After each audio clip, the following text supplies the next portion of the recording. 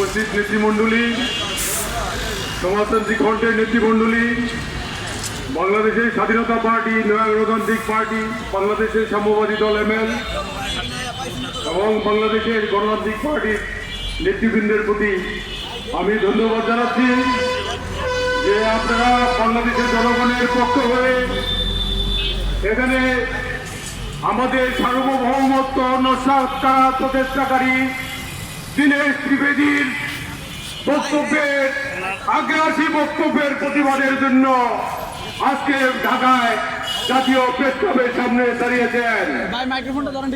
আপনারা যারা দাঁড়িয়েছেন, এই বক্তব্য আপনাদের বক্তব্য নয়, এই বক্তব্য বাংলাদেশের সমস্ত দেশপ্রেমিক মানুষের বক্তব্য।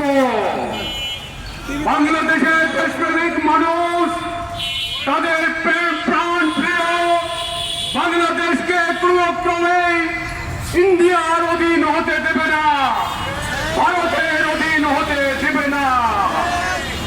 দিল্লি না ঢাকা, দিল্লি না ঢাকা।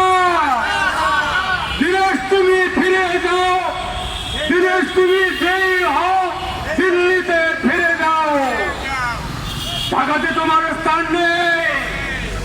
বাংলাদেশের প্রধানমন্ত্রী আমাদের এই উল্টো পাশে, প্রেস ক্লাবের উল্টো পাশে পররাষ্ট্র মন্ত্রণালয়ের পররাষ্ট্রমন্ত্রী। শুনে রাখেন সমাজতান্ত্রিক ফ্রন্ট কি বলে।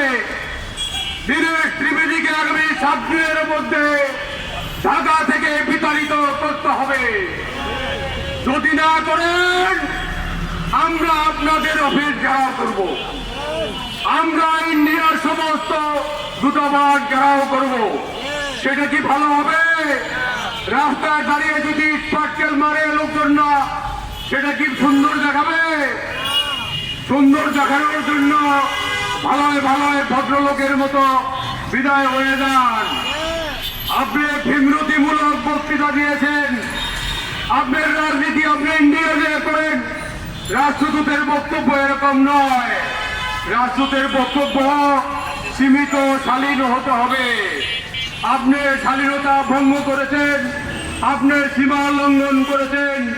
আমরা বাংলাদেশের প্রেসিডেন্ট প্রধানমন্ত্রীর কাছে আহ্বান জানাবো, এই ভারতীয় রাষ্ট্রদূতকে আগামী 7 দিনের মধ্যে বাংলাদেশ থেকে বিতাড়নের বন্দোবস্ত করেন।